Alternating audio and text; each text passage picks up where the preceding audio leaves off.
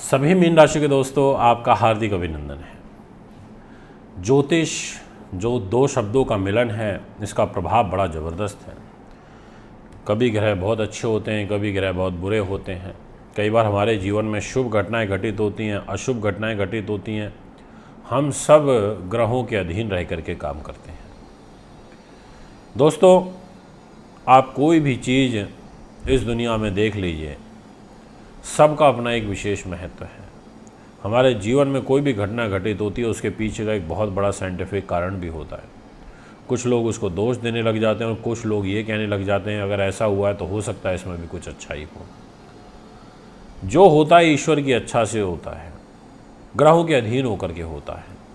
ये बात बिल्कुल ठीक है कि अगर पॉजिटिव माइंडसेट से किसी चीज़ को सोचोगे तो पॉजिटिव ही रिजल्ट मिलेंगे। नेगेटिव माइंडसेट से सोचोगे तो पॉजिटिव भी नेगेटिव लगने लगेगा।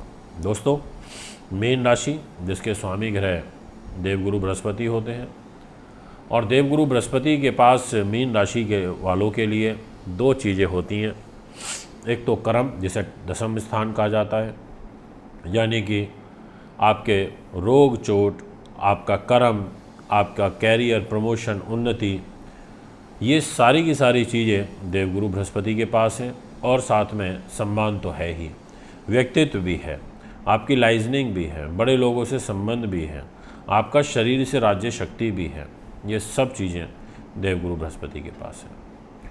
तो दोस्तों, कैसा रहेगा ये प्रभु, क्या होगा अब जब 4 सितंबर को रात को 7:40 पर देवगुरु बृहस्पति वक्री होंगे, और उसके बाद 31 दिसंबर 2023 यानी कि साल का आखिरी दिन सुबह 8:12 पर देवगुरु बृहस्पति मार्गी होंगे।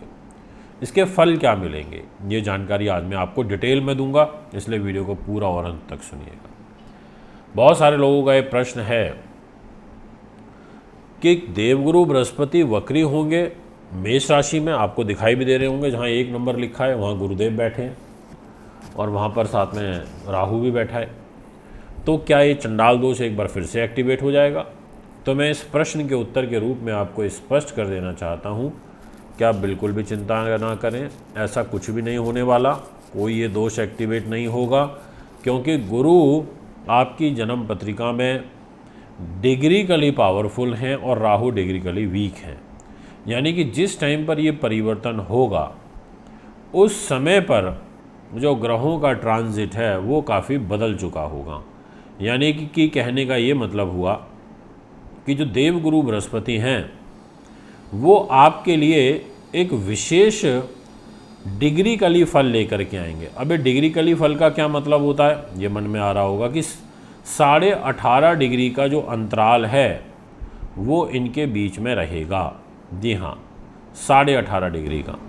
तो अब ऐसी स्थिति में आप ऐसे समझ लीजिए, आप मेरे से 18.5 फीट की दूरी पर बैठे हैं, तो फिर क्या होगा, मैं नहीं पकड़ पाऊंगा आपको। आप बिल्कुल नज़दीक बैठे होंगे तो मैं तुरंत पकड़ लूँगा, आप दूर होंगे तो मेरे को उठ के भागना पड़ेगा। इतने में आप भी तो भागोगे। इसलिए पहले प्रश्न का उत्तर ये है कि आप चिंता मत करिए। दूसरा ये है कि जहाँ पे 1 नंबर लिखा देख रहे हैं वहाँ गुरु और राहु बैठे हैं, और वो पैसे का घर होता है। और जहाँ पे 9 नंबर लिखा है वहाँ के स्वामी, और जहाँ 12 नंबर लिखा है वहाँ के स्वामी गुरु हैं। यानी कि कर्मेश होकर के धन पर वक्री हो रहे हैं। ऐसी स्थिति में आपको उच्च प्रतिष्ठित लोगों से लाभ प्राप्त होगा, आपका प्रभावशाली व्यक्तित्व रहेगा। इस वक्री गुरु में आप धैर्यवान रहोगे, आप मधुरभाषी हो जाओगे, आप काफ़ी विद्वान रहोगे, आप काफ़ी दयालु प्रवृत्ति के रहोगे, आपका स्वभाव परोपकारी रहेगा, आप काफ़ी भाग्यशाली रहोगे, ऐसा आपकी कुंडली कहती है। और यदि आपकी जन्म पत्रिका में आप मकान, दुकान, वाहन ऐसी इच्छा रखते हैं कि ये इच्छाएं आपकी पूरी हों, तो ये भी पूरी होती हुई नज़र आ रही हैं, ऐसा आपकी कुंडली कहती है। तो एक कहने का जो अर्थ है वो ये हुआ कि आपके ग्रह वक्र चाल में ज़रूर हैं, पर आपको सपोर्ट पूरा कर रहे हैं। इसके अलावा देवगुरु बृहस्पति आपके पैसे के घर में वक्री हुए हैं, तो इसका एक ड्रॉबैक ये रहेगा कि पैसा आपको धीमी गति से आएगा, पैसे का फ्लो टूटेगा, जितना आना चाहिए, जिस गति से आना चाहिए उस गति से नहीं मिल पाएगा, ऐसा आपकी पत्री कहती है। इसके अलावा यहाँ पर देवगुरु बृहस्पति स्वास्थ्य के ऊपर भी अपना एक प्रभाव डाल रहे हैं।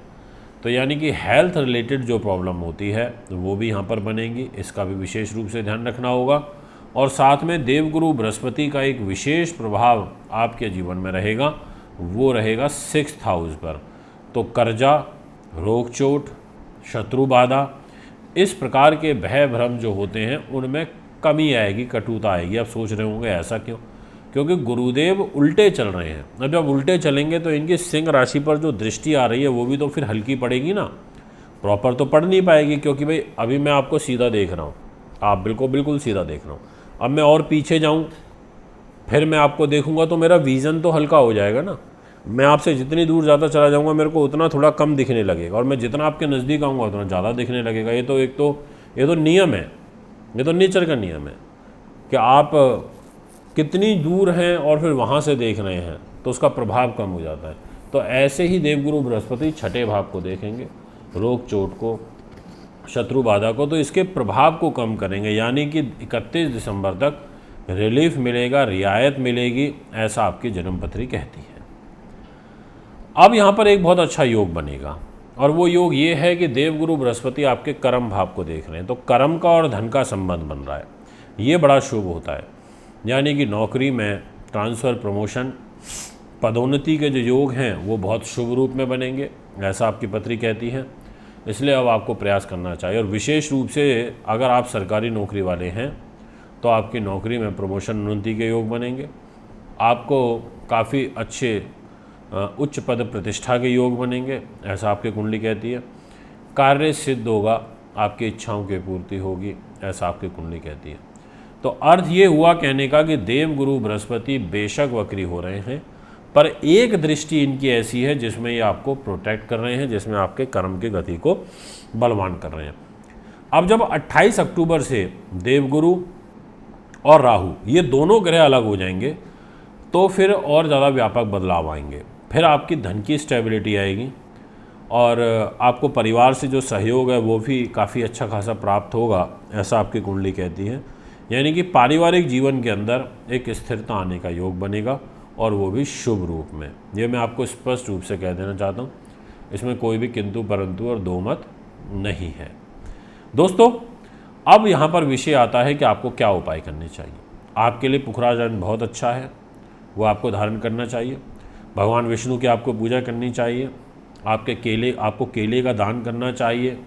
निकटतम मंदिर में आपको पीली चीज़ों का दान करना चाहिए, कुछ भी पीली हो, सब्जियां हो, चाहे दाल हो, चाहे वो मिठाइयाँ हो, वो आप थर्सडे के दिन ज़रूर दान करें, वो आपके लिए अच्छा रहेगा। तो ये है आपका फल। अगर आप भी कुंडली बनवाना, दिखवाना, पूजा पाठ या रथ लेना चाहते हैं तो संपर्क कर सकते हैं। अभी आपसे ज़्यादा चाहता हूँ।